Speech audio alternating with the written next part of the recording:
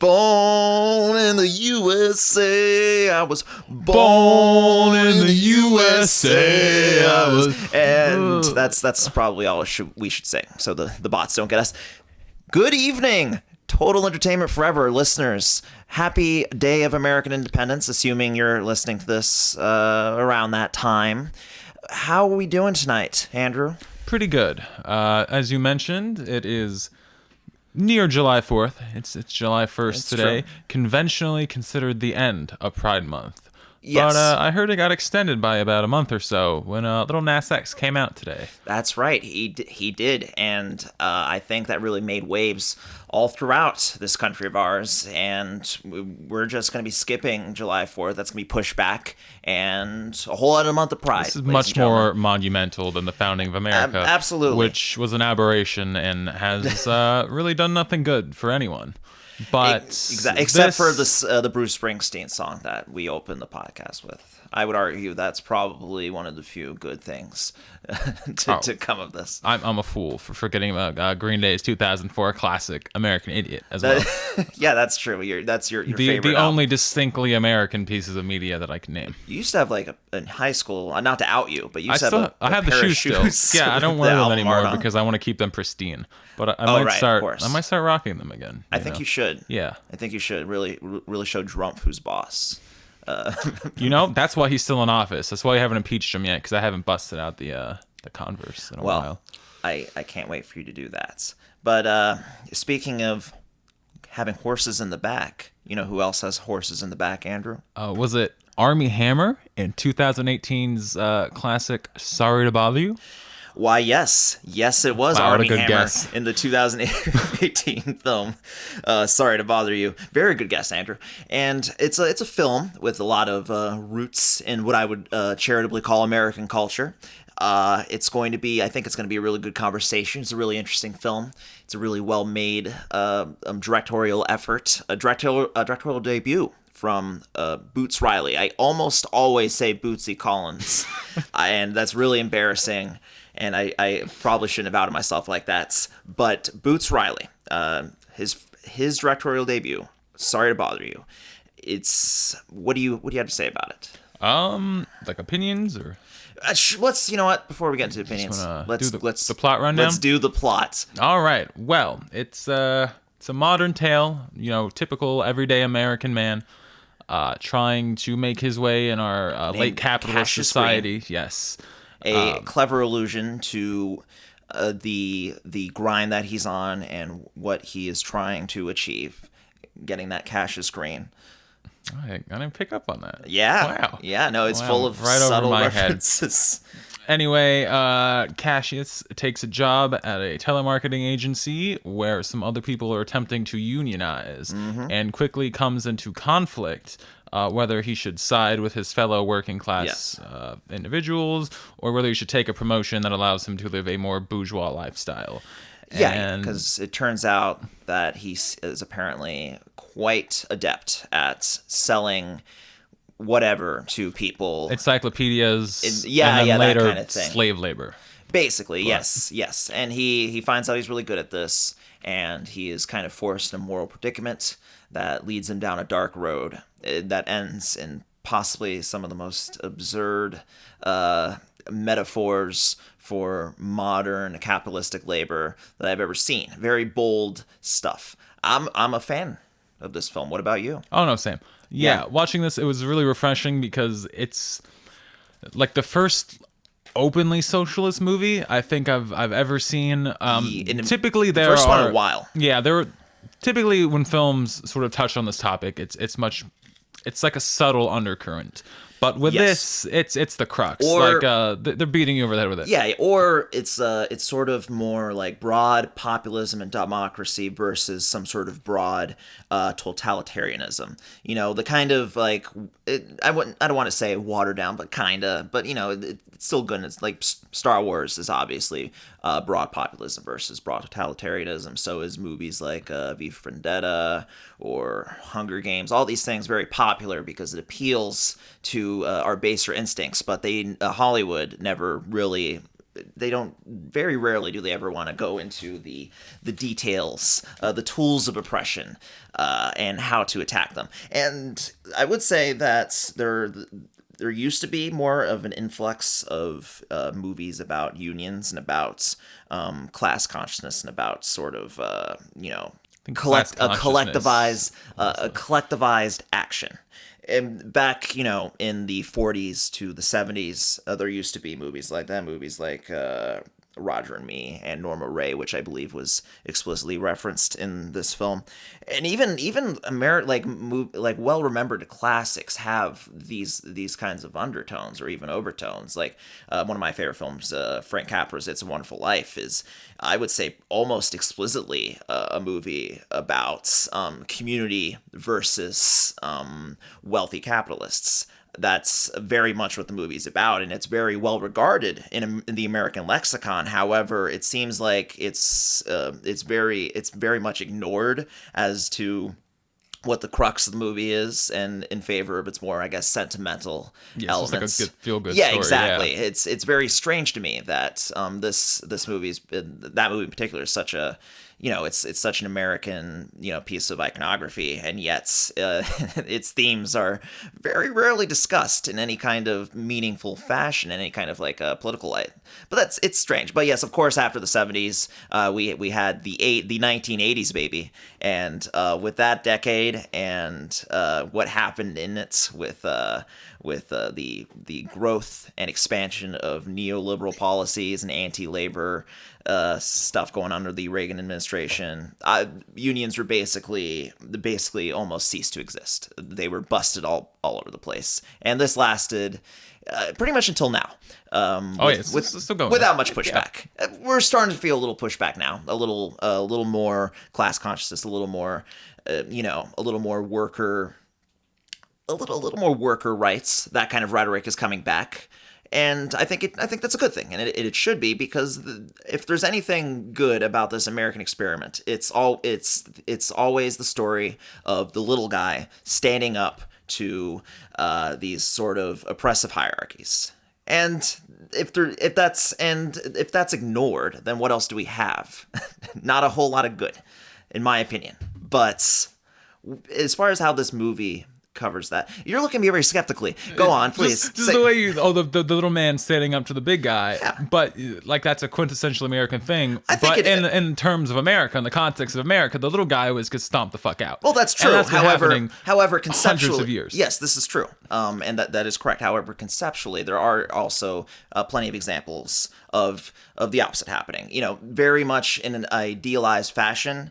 And it never really comes into fruition. However, the ideas are always there. Purely in fiction. Yeah, purely in fiction, but the ideas are still there. And I think that obviously us overthrowing the aristocrats in 1776 was a good thing, but it never really put into fruition the absolute. Was just a transfer of power that did no good for the working class. It was a transfer of power. However, the groundwork is there, and it could very much be worked on using the Enlightenment rhetoric of this sounds like a weird romanticization. It's not romanticization. I think so. You can use revolutionary rhetoric from the Revolutionary War. You can use this broadly speaking for any kind of struggle, and I feel like it can be, and that's the way you bring people in. That's what I think. All right. You can reject it, I guess, solely by how it's been implemented, and that's fine. That's valid. However, I think that there are value in the ideas, and there are people throughout history, like the labor, sort of labor conflict of the 1930s. I feel like that's an example of people using those values for the actual act of having the little guy stand up to oppressive power structures. And I that's just what I'm saying. Okay. That is you can say that. Yeah. That's all I'm saying. But the way it's implemented in this, God, you're so negative today, Andrew. I'm not being negative. Get some of those good vibes, man. I read. I know how these things work out, and you're making it seem like this is. That's the key to any sort of actual change, or that the idea of, the little person standing up is actually, you can look at American, because the way you made that sound was that over the course of American history, that this is something, the little guy standing up and achieving some great success is something that has happened. It has. Like I said, with the... It's always been... There's never been any actual success. It's always been compromise. Yeah. They get snuffed, or we make some small incremental improvements and then get snuffed out. True. But it's always like these improvements still should be celebrated, I think, because they never come from the top down. They're always from the bottom up, and I think that kind of action needs to be supported, even if it wasn't as well done as it should, even if it wasn't as inclusive as it should have. That kind of action should always be supported from the future going forward. And I'm not saying it shouldn't. It's just the way you phrase that. Okay, made it seem like it was some it grand, like notable, you can point out 100 different examples of it. Like it's quintessentially American. That's not quintessentially it's not quintessentially. Obviously, this kind of thing has happened throughout history in many, many countries. However, we here in America, very hilariously, we think it's kind of exclusive to us, and I think that it isn't, and it's more these are kind of global ideals.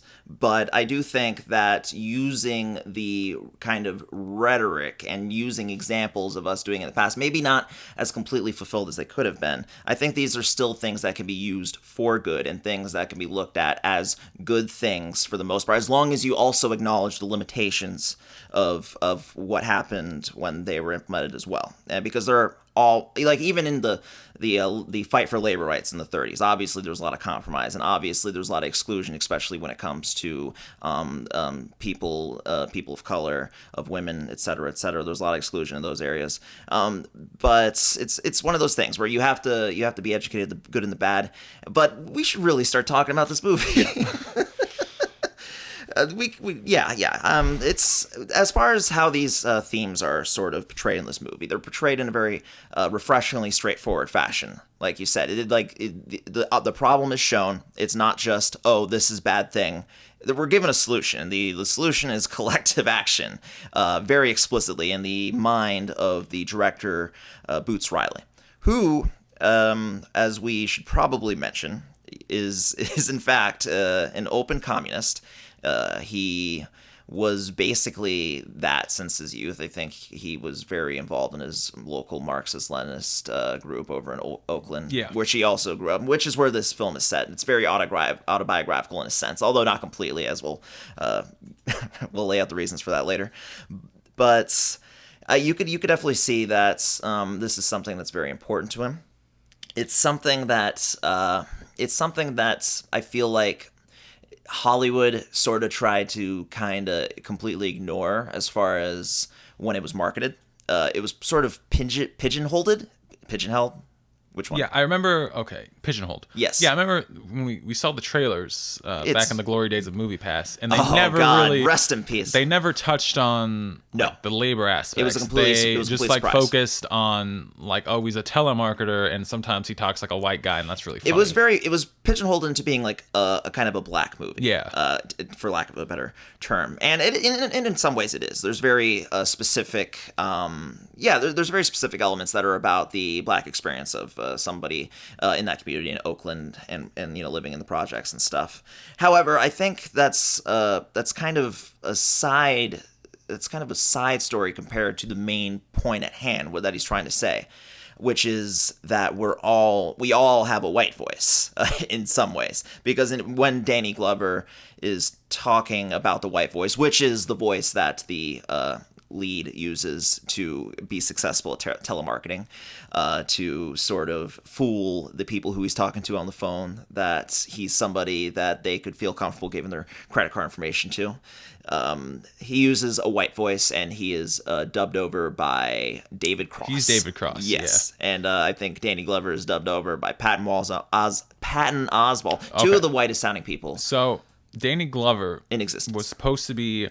Some people think it was Steve Buscemi, but really? Then Boots Riley has said it was actually like the sound engineer. I think Patton Oswalt is the white guy voice of the guy with the sideburns. Right, you're right. I'm sorry. They very similar voices. Lily Collins is Tessa Thompson's white voice. Yeah, at the end. I didn't even know she had a white voice. Yeah. I missed that detail. But I get the whole point.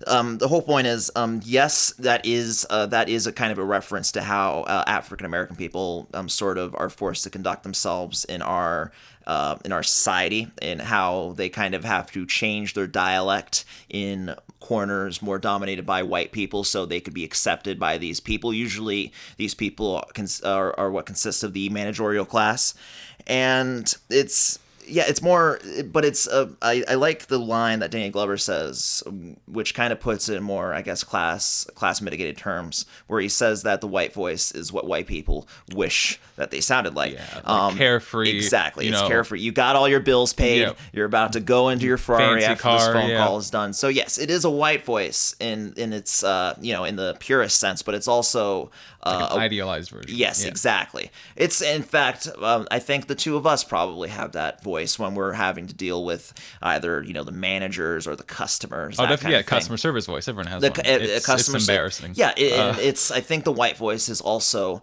It's kind of just the customer service voice in some ways, with the added factor of kind of racial hierarchies too, and all that stuff.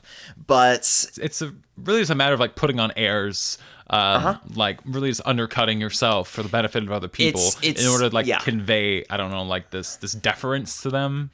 Like, it's this kind of thing. It's this kind of thing that we all have to put on when living in this world where your labor is valued, but only to a point, and you have to sort of completely give yourself to your labor. You have to give yourself. You have to get rid of certain things as well. You have to get rid of certain aspects of your entire identity in order to be accepted and be given the breadcrumbs that are necessary for you to live in this current landscape. And that's basically what the movie's about. Is about someone having to sort of chip away at their identity in order to achieve comfort and material success. I like the fact that no one is really an outright villain except for Armie Hammer, kind of, but even he is kind of depicted like in a pretty fairly realistic way, where he has reasons for doing what he does, reasons that are ridiculous, but are still reasons nonetheless that are very reflective of the reasons people do the things that they do in our world. Yeah, in a purely capitalistic fashion. Exactly. He's a genius. Because he's cutting edge. Yeah. Exactly. He's some tech bro. All right. He's an Elon Musk type, where he is. He fancies himself somebody who's going to change the world through like scientific advancement, but this scientific advancement is only really used to sort of increase the profit margin, and not really used for any kind of truly humanitarian, humanitarian necessities. And I think that he's definitely a villain. But I do like that Cassius, the character of Cassius, where he's the protagonist, and we kind of understand in some ways his plight. We understand that he was fairly miserable living his previous life, where he was giving like 40 cents. It was a really good gag where he goes up to the gas station cashier and says like 40 on 10, and then throws like 40 cents in change into the little bin. Yeah. It's a gag. It's a good gag, but it's also something that I'm pretty sure I've literally done. Maybe not 40 cents, but I mean, I'm not even gonna disclose that. Oh yeah, there are those days when you pull up to like the gas pump and you see the person before you put like $1.15. Yeah, it's like a day. It's like and a day like, I'm sorry, payday. Bud. Yeah. Where we've all. I hope you're doing all right. Yeah, I hope you're doing all right as well. We've all been there, and we're kind of we never like we obviously once Cassius starts like really like stabbing his friends in the back, we start to get judgmental. But like the initial thing, it feels very natural that he would choose that the sort of comfort offered with self-preservation.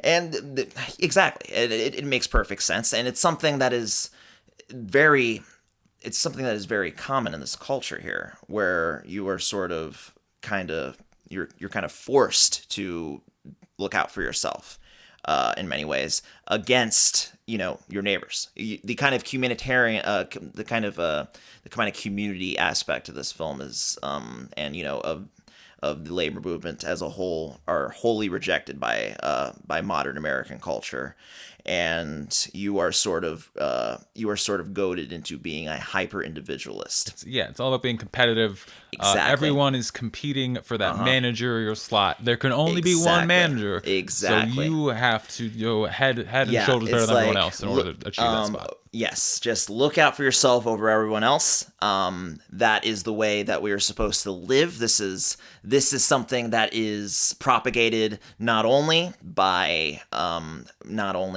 the businesses that we are forced to work for, but also through our culture as a whole. This is also kind of shown in this film because there is a show that is popular that's just basically people. What was it called? It's literally just people being knocked like you just got the shit kicked out. That's it's very like something out of Idiocracy. Yeah, it's pretty similar to the getting kicked in the balls thing from Idiocracy, which is a movie that no one has ever used to compare it to today's political landscape.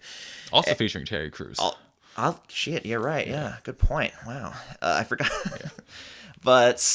But yeah, it's one of those things where a show like that is basically, and Danny Glover also, again, who, by the way, is woke. I don't know if you knew this. I didn't know that. Yeah, he was campaigning for Sanders. Nice. Yeah. But this is also spelled out with his character when he says that he loves to see people humiliated, because you, as a hyper individualist, you have to Schadenfreude. Exactly, right? Schadenfreude. You may be doing not well and you may be suffering, but you're looking on TV, and at the very least, you're doing better than that guy.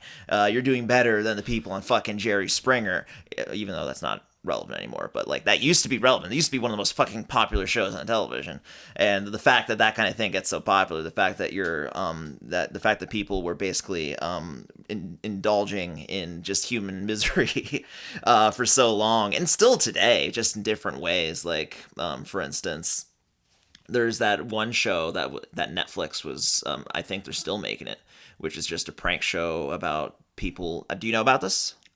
Okay, did you hear about it's this controversy? Coming up. It's the dude from Stranger Things. Yes, right? The poor child. And the whole thing is that they're like tricking people into thinking that they just found a job. Yeah. Right, and that's it. Yeah, exactly. What the fuck is that? I don't understand it. Like, I don't understand what the hell the comedy is supposed to come from. I really don't. But that to me, that sounds like the absolute low point. Like the fucking. It's like I get paid minimum wage to do a job that makes me want to kill myself, but at least I have a job. Yeah, it's like this is like a cultural low point in many ways, and like the backlash that idea of a show has gotten, I think, is wholly appropriate. And hopefully the backlash does not stop until the show just ceases to exist. No offense to the Stranger Things kid. I'm sure he has no idea what they're doing. He's just he's like, what, 13? I think so. Yeah, I'm not going to blame him. I'm not, he's not the one I'm going to bully for this.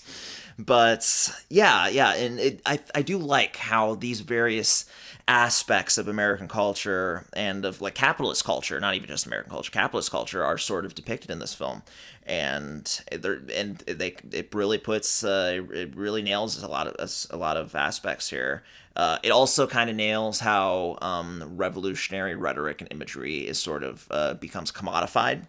There's the scene where the I guess protester girl throws the soda at the Cassius, who was breaking the, what do you call it? He's a scab. He was crossing the picket line, being a scab, and she throws the Coca-Cola at him, and then eventually this becomes a commercial, not Coca-Cola, whatever. Yeah, she sounds like a contract Coca-Cola for a TV deal. Yeah, exactly. You see the commercial of her of her doing that, but then just selling the cola, and it's an interesting thing. Yeah, was that maybe a reference to the thing with the Kardashians, the Pepsi commercial? Yeah, with Kylie Jenner. I think it might have been. Tries to break up a protest by giving the cops Pepsi or some shit. I think it might have been, but I think it's because that is very similar. But I think it's also just kind of a broader reference to how this sort of thing is sort of just absorbed into this the very all-powerful entity of capitalism. Yeah. Because even any kind of revolutionary figure, the rhetoric involved, even sometimes the acts themselves are then absorbed by this monster, and then it is regurgitated as safe like self-help nonsense. Yeah, MLK Jr. is a prime example of this. They couldn't. He was too influential for them to completely erase his history. However, they did find a way to just sort of make him like sanitize him. Yeah, just completely sanitize. Just make him like this very vague egalitarian voice, just talking about kumbaya. He literally nothing else. And then we end up last year there was a commercial. There was like a Jeep commercial with the "I Have a Dream" speech overlaid on top of it, and it's just like this kind of like perverse display of like completely ignoring somebody's legacy in favor of being able to profit from it. Yeah, I mean, just look at, and this has been going on for ages. Look at what's left of like the hippie movement. Uh-huh. Like, what that was. It was anti-war. It was anti-capital. And now, we think back to that, and what do we think about? We think Woodstock. Yeah, we think exactly. like tie-dye and patchouli. Yeah, we think of like the sort of exactly, because those are the most remarkable aspects of this, right? Exactly. Chakras or whatever. Yeah, it's been stripped of anything that made it like actually anti-authoritarian, any sort of actual edge. And the same thing with like the punk movement. I mean, you see like the anarchy symbol now, like it's nothing. Like the only thing that's good for is like maybe spooking baby boomers. You could put it on your fucking coffee cup and go work at your office. You can literally find this shit like mass marketed and sold at Hot Topic, for God's sake. Like it means nothing. Actually, I don't know if you noticed this, but this is something I only noticed on the second viewing, is that one of the managers over at this call center that the main character Cassius works at has the anarchy symbol tattooed in the back of his neck. Yeah, it's really good stuff. I like the way that the managers are all depicted too, because they run the gambit of all the different types that you see today. You see like the normal ball busters, which is like that guy, and like the guy who does the initial interview. But then there's also like the really vapid, like, oh, I'm not your boss. I'm trying to be your friend. I'm trying to be your friend types. Like the one woman that's trying to relate. Yeah, exactly. Yeah. I found her strangely attractive. I think it's because she reminded me of like a teacher that I had in elementary school. I don't know. No, I got that too. Not because of the teacher you had in elementary school. Who did she remind you of? No one. There was like this vaguely off-putting energy. That I found was pretty good. Yeah. I did find her strangely attractive. Yeah. Someone else attractive in this film, Tessa Thompson. Looking terrific. Just the ideal type of woman. Somebody who is conscious of the problems of the world. Somebody who's an artist. Somebody who, the rest of it. The rest, yeah. She Without lost getting into specifics. points for me toward the end when you find out she's a performance artist, which I cannot abide by. Right. That scene, I'm not sure what they were trying to say about it, because like she was like a revolutionary and she never sold out like Cassius did, but at the same time, like Cassius interrupted the performance, so I think it was more like. Yeah, but at the same time, the way the performance art is sort of depicted, it looks, it's just almost depicted like in a fairly absurd fashion. Like, it doesn't look like it's really supposed to be taken seriously. I remember, I think it was Boots Riley who said that revolutionary art not attached to any kind of broader movement is basically... It's masturbation. It's masturbation. I think I saw that, yeah. Yeah. And so maybe he was trying to say something like that. It wasn't very clear. And that is the thing, that this film... it's trying to say a lot. It's not always very clear with what it's because it's trying to throw a lot there. Not all of it lands. Not all of the storylines completely land for me as well. But I think its broader message does land, and I think that's very important in this case. And the way it lands is how about you describe the ending? Okay. Before we get to the endings, I want to say that as a grand reveal, there's more thing I wanted to talk about, and that is one of Armie Hammer's companies. His character in this movie, he's CEO of a company, called Worry Free, which is essentially it's feudalism. Yeah, it's kind of like Amazon, but like taken to its logical extreme. So you sign a lifetime contract to work for this company, and they provide you like room and board and shit. But again, it's a lifetime contract. You're wearing like matching jumpsuits and they own and you. Stuff. And, basically. And they sell your labor to other companies, which is what I mentioned earlier, the slave labor aspect. But this is just funny to me, because I was watching this, and not that long ago, like Google proposed setting up their own like apartment building for Google employees to live in. Right, I remember this. Literally just like these tech companies are literally just reinventing feudalism. Yes. It's no one fucking learns. It's all cyclical. Yeah. But now we've reached a logical end of capitalism. It's true. So we could either push this over the edge or we could kick it back a couple hundred years. But we're such like this is such a heavily propagandized culture that the serfs, the neo serfs, are not really. They're just not in the mode right now that we're ready to sort of push back in the way that we need to in order to make things more equal, to make our labor mean a little more, to make it less alienating. We're living in an interesting time, and it seems like we really are reaching some kind of turning point here. And hopefully we'll see more movies like this. I mean, movies are not going to be the only thing that changes the culture, but I think they will help in the long run, especially if they're this explicit with their kind of rhetoric, which I'm fine with, by the way. A lot of people complain about movies that are like, oh, the message was so obvious. Well, sometimes it should be obvious. Sometimes it doesn't need to be obscured in metaphors, and it doesn't need to be open to interpretation. Sometimes messages in art are valid, and I don't really think that's a valid criticism if it's delivered well, in my opinion. Right. Yeah. As long as the film itself is fine. Like, who cares what it's trying to say? Yeah. I mean, or how not what it's trying to say, but how it delivers the message, as long as it's delivered well. Exactly. Yeah. I care what it's trying to say. Like, for instance, if I do agree with it, that's going to up it a few points as far as a piece of art in my mind. However, I've watched plenty of movies that say things that I don't agree with, and some of them are really good. So I don't know what to tell you. But let's get into the ending, because the ending is interesting. So the first, I don't know, 2/3 of this film, it's pretty much a regular satire. Yeah, it's a little on the absurd side. They have sort of dreamlike elements, like when he's calling on the phone, he's sort of there's this visual trick that they do where he appears into the person's house that he is calling, and he's interacting with them as if he was there, but he's just on the phone. So there's just stuff like that, but it's always kind of anchored in reality, sort of.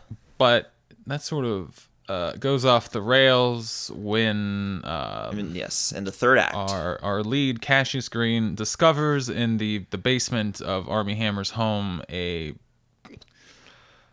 horse human hybrid. Yes. Giant horseman. Because he went into one of the... Imagine live action BoJack Horseman. That is what these creatures are. Imagine that terrifying image. Horse cock dangling free. And they did not hold back on the horse cock. No. They're hanging dong all over the place. And this comes out of absolutely nowhere. And it's revealed then from Armie Hammer's monologue that he's just trying to make the most... he's trying to make a workforce that basically... How would you call it? I'm trying to find the word here. A workforce that is able to do the most with the least amount of resources on their end. Basically, a perfect kind of workforce for the current capitalist landscape, where the bottom line. Yeah, they don't require any sort of they don't require any sort of luxury items. Exactly. It's the bare minimum. It's give them a field to graze in. Yeah, exactly. Yeah. They're stronger, so they can, lift more. They can do more manual labor, and you don't have to worry about them injuring themselves and you having to, God forbid, pay some kind of medical expense if somebody was to, break their back and you just turn them into glue. Exactly. It's beneficial if they hurt themselves. Yeah. And it's a really strange choice for the film. I would say, though, it definitely fits in with what they're trying to say, with the sort of satirical aspect of the rest of the film as well. And it's kind of reflective in real life, in the sense that, like we said, they what capitalists would probably prefer is a workforce that's willing to work the most for the least amount given, and also that they're sort of biological, their sort of necessity to work, and the fact that they're so adept at it are simultaneously a sort of excuse used by the tech guy, Armie Hammer, for using them for that very thing, which was very common sort of pseudo-scientific excuse for why slavery existed as well. And that kind of falls into this movie, just sort of referencing the sort of the sort of African American aspect of this character's situation as well. And in the same party, it should be noted, Army Hammer and the other are like, and it's basically all just white people at this party, just make him do like an impromptu rap. Yeah. Oh, that was great. So yeah, it's him, Cassius sitting alone on the floor, and then a good 20 white, 20 white folks. Yes, and one other black guy is there as well. Who's been like kind of marginalized throughout the night. He's not accepted into the main group. He is forced to. He doesn't even have a name. His name is bleeped because, and that to me, that's like they're saying that his identity is basically completely gone. And yeah, so Army Hammer is like, oh, I bet you can rap. Yeah, tell me some of your gangster stories. I can't rap. And then, next thing you know, it's just 20 white people just saying rap for an uncomfortably long time. Yeah. Like it goes on and on and on. Yeah. And then, it ends with a very good scene where he's standing alone on like a staircase, and it's just everyone in the party like looking at him. Yeah. And he raps. In he a raps way. all right. And nothing that I could say here on mic without getting canceled. But it's true. And the white people there were just they were singing along. Yeah. They were singing along just like just like some yuppies at a Kendrick Lamar concert. But here's a question for you, Nick. Yeah, let's hear it. Can white people say the N-word as long as they're rapping it? That's a real strong ethical question. Oh yeah. I want you to answer it right now. On mic, we will not be editing out your response. Okay. Well, so anyway, that's what I think about that, and you can't change my opinion about it. I wouldn't want to. Yeah, I'm holding very strong on this belief. So anyway, as far I want to talk about the main character, the actor's name, Lakeith Stanfield. Lakeith Stanfield. He's really good in this. I think he's kind of the anchor that holds this film together. He's sort of like a relatable offbeat presence, and I think it's his character is sort of maybe similar to his character in Atlanta, which is one of the other two things I've seen him in. But also in Atlanta, he's like an oddball. In this one, he's kind of more of an everyman, and I think he puts forward a really good performance. And yeah, I think that was almost instrumental in making this film the sort of relatable thing that it is. Yeah, I noticed like he has a really good like physicality to him. Yeah. Like if you watch this, like the way he carries himself, his posture is slouched. Like he just looks like beat down. And, he like, does. He has a very like, beat down energy to him that I appreciate and is very all too fitting for this film. He's really good. The rest of the cast is really good too. We have a pretty good a pretty good gang here of characters. Danny Glover, as previously mentioned, Tessa Thompson, as previously mentioned. Both of them are really good in their supporting roles. Army Hammer as the snobby tech dude. Army Hammer is really good in this. He's a really role entertaining. That he also did in The Social Network. And I think he was so good at this because he himself is like, his great grandfather was like a petroleum millionaire. Oh, boy. At least. So yeah, he knows how these people operate. I wouldn't say this is like too far off. Yeah. Like he grew up around this shit. He probably channeled that in the role. Maybe that's why Hollywood has never truly been able to like sell him as a personality, because he's like he's a handsome guy, white guy, and a good actor. So he seems like the kind of guy who, like, he would be pushed hard by these people, but it seems like they never really could get a hold on what personality to use for him, like his agents and stuff. Yeah. Maybe that's why. Maybe in real life he's like this. Yeah, he's not even like acting in these roles. He's just like being himself. He's just a terrible. Doing lines of coke, terrible person. Yeah, yelling at poor people. Oh boy, I hope that's not the case, but who knows? I hope he's a nice guy. Yeah, I hope he's. I like his energy. He's got good vibes. But who else is in this? We got Stephen Ewan. Yeah, from The Walking Dead. Who's good in this as well. He plays sort of the primary labor leader, the sort of leader of the forming of this union, and the organizer. Yeah, the organizer, as they say. And I think he is almost like the sort of like moral center of this film in many ways. He, in fact, so much so that we are treated to a scene where he cucks Cassius Green. And I think it's trying he deserves it for being a real one. Exactly. Honestly, I honestly think Tessa Thompson's character should have stayed with him at the end. In my opinion, I think that would have been a more appropriate ending. Maybe, I don't know. It's hard to say, but I'm not sure why that infidelity storyline was there, if not to make a point. And it just seemed like it just went back to the status quo afterwards, in that aspect anyway. But who else is in this? I think that's all the notables, right? Yeah, the big names. All the big names. But yeah, we have a pretty good cast here, and the directing. Again, this is a first-time directorial effort. I was pretty impressed with it. There's a few like maybe pacing issues that I can't really fault him for, there's a lot of stylistic elements too that I think fit really well. There's a lot of good entertaining stuff like that. There's a really good sense of setting in this movie. You really feel the culture of Oakland, and that was something that Boots was definitely trying to put forward. Because, as I said, this is basically autobiographical in many ways. He worked at a call center.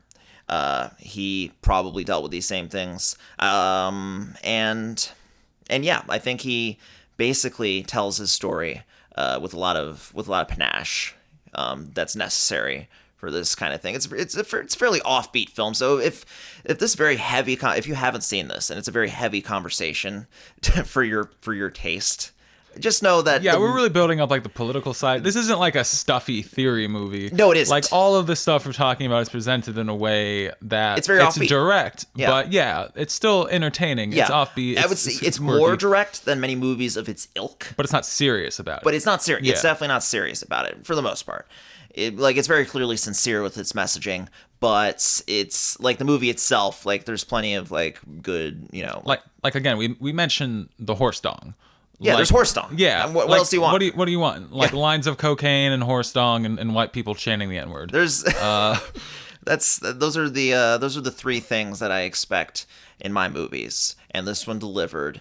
Was there anything else that you wanted to say? But we really came out of the gate with some serious convo on this episode.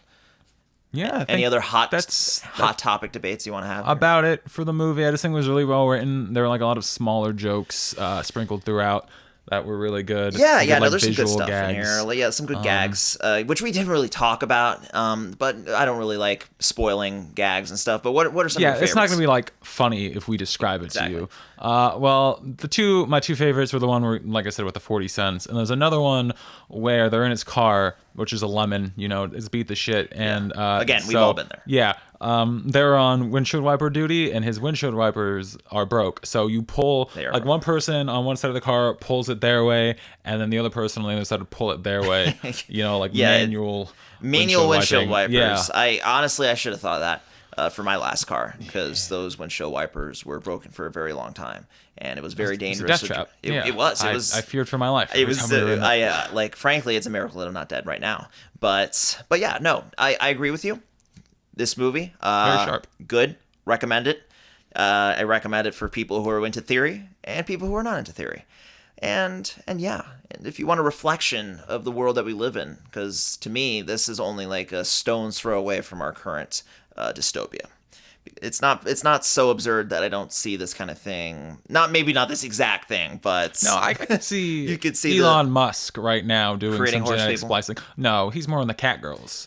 Yes, he would create cat girls. Yeah, and I support that. But as long as they're not used for surplus labor or anything like that. But no, watch the film. It's good. And looking forward to what he's next. I know he's writing his next film. Is and after the success of this one, there's no way it's not gonna get made. So it was a huge struggle for him to make this one. Yeah, as from what I hear. And again, this is something that is not really like discussed whenever he was like in the circuit, the media circuit, and they were talking about the film. They ignored like the class politics in the movie, and they also just ignored just how gosh darn hard it was to do this thing. They sort of just framed it as a classic rags to riches thing, as they always do. This sort of like these Good Morning America type shows that he was that he did press on. Right. And before we move on, we'd be remiss not to mention that he's not just a director. He has been, he's predominantly a rapper. Yes. And he's been doing that since, I want to say, the 90s. With his group, The Coup. Again, really political group, overtly political, out here preaching, Yeah, I believe that one of their albums is called Steal This Album. Yeah. Which is obviously they referencing also Hoffman. I'm sorry, stop you right there. Isn't there, I'm just gonna let my whiteness come out for a second. Isn't there a System of a Down album also called Steal This Album? Yes. Okay, just making sure that I wasn't imagining this. Yeah, and I think The Coup first came on my radar when I found out that they had an album cover that just depicts 9/11, and it's just like boots like in front of the Twin Towers being demolished by the planes. Okay. And sick. That was ballsy. Big neato. Big energy there. Big neato. And then he's also in a very short-lived supergroup with Tom Morello, where he just rapped and Tom did instrumentals. What was it called? I wasn't aware of it. Street Sweeper Social Group or something. Interesting. Yeah. Street Sweeper Social Club. Social Club. Okay. Yeah. Thank you. You're welcome. And all right. I wasn't thanking you. You didn't know the name. I remember liking it a lot in high school, but I tried to revisit it not that long ago. Oh, yeah? It was kind of cheesy. Yeah. I could see how that could with the two politically oriented guys like that. Sometimes they just kind of let their political flag fly a little too much, and then there's really no room for any kind of like, I don't know, any kind of non-straightforward artistic statements that aren't like really obvious. I haven't listened to any of his other music, so I don't know if that's how it comes across with The Coup or anything like that. Yeah, I remember that being better. Yeah, but maybe it's just Tom Morello. Yeah, I don't know. Well, I mean, probably with that Prophet of Rage thing. Oh yeah. You know what? Maybe I'm assuming De La Roca did most of the writing for. I think he did all the lyrics. Yeah. Okay, so yeah, because he was really straightforward, but like he managed to do it in a way where A, it didn't feel preachy, and B, it wasn't like obvious and cringy. It wasn't like, I don't like the government. You bet I don't like the 1% or anything like or anything like that. He always had a good angle. Like it was always really straightforward. But anyway, Rage Against the Machine is really good. I recommend them if you haven't listened to them. If you've never heard of them. Yeah, if you've never they're kind of like Limp Bizkit. so that's my recommendation. That's our musical recommendations for the day. Yeah. And I guess we're gonna move on here from something that's sort of related. We're gonna talk, as we said before, Independence Day is right around the corner. It probably already happened before this episode was released, and we're just gonna give a few quick recommendations of stuff to watch when you're eating your hot dogs. Your uncle is lighting himself on fire. Classic July 4th stuff. What do you got? Okay, well, I don't really care about Independence Day, so I'm gonna keep it abstract. It's a fun holiday where you drink and do fireworks. Don't be such a stick in the mud, baby. I'm still gonna celebrate. If you let me finish, I was going to do things that are abstractly related, so you can watch something new for the holiday instead of watching, I don't know, Independence Day. Which, by the way, I highly recommend anyway. Don't watch the second one, but Independence Day is a classic, and I will not hear any kind of shit talking in that film's my quote unquote American films, my recommendations. Yes. Number 1, Jim Henson's The Dark Crystal. Sure. Classic. Explain yourself. Okay.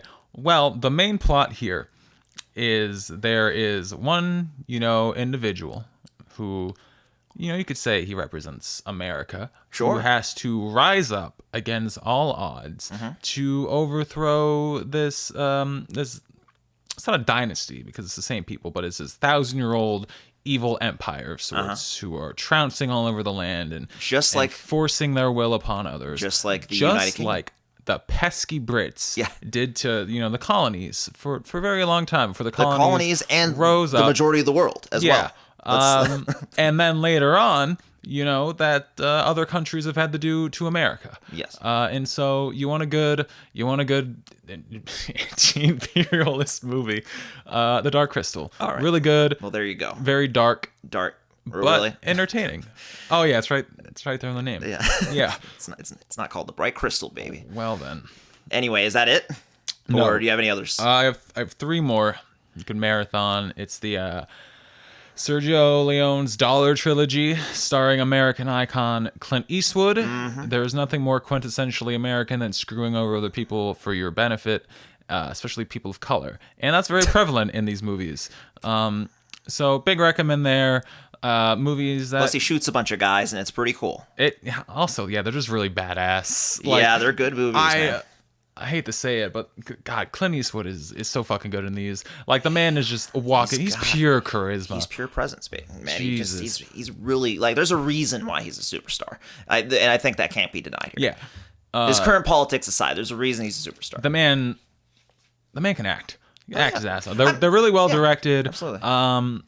Soundtracks are also iconic. Even if you've never seen these movies, you've heard some of the tracks. Ennio Morricone's soundtrack has been referenced in basically everything. God, yeah, and it's really good. He is one of the best composers out there. I'm really glad he won his honorary Oscar because it's well deserved.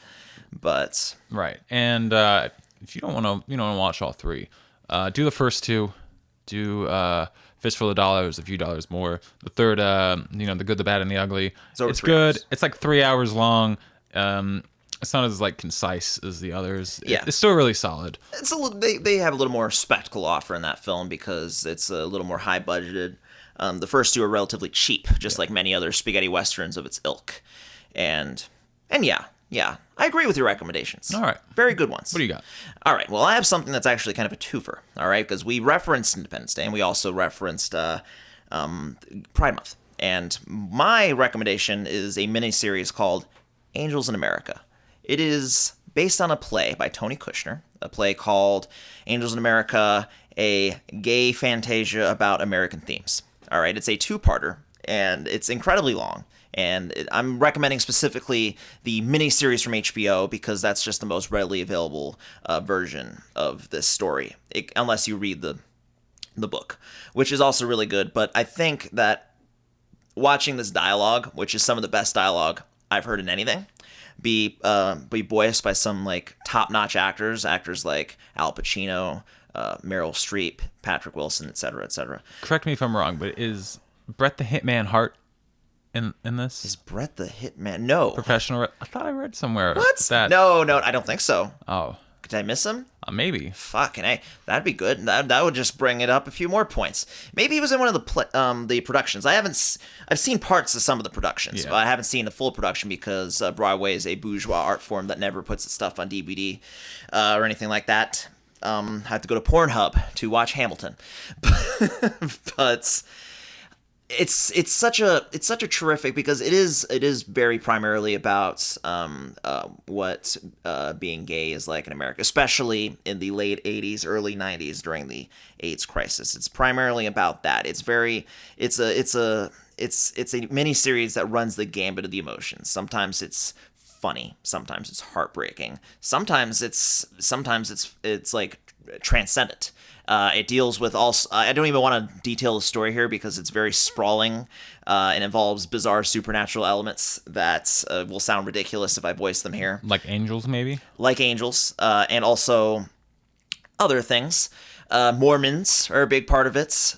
Religion is actually a really rather large part of the play, and so is politics as a whole. It's one of those things that I really like that manages to encompass all things, but still manages to be a very good and personal story at the same time.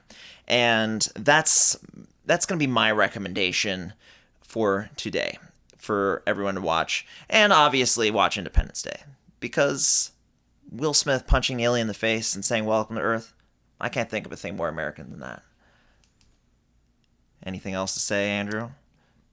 Bret the Hitman Hart was not an Angels in America. he we was, figured however, that out. in Oliver Stone's Natural Born Killers. He was in Natural Born Killers? Yeah, he was like one of the prison inmates. What the fuck? Yeah. That movie's wild, man. We should do that one. We'll do that one day. Yeah. That's a good movie. Watch that movie, too.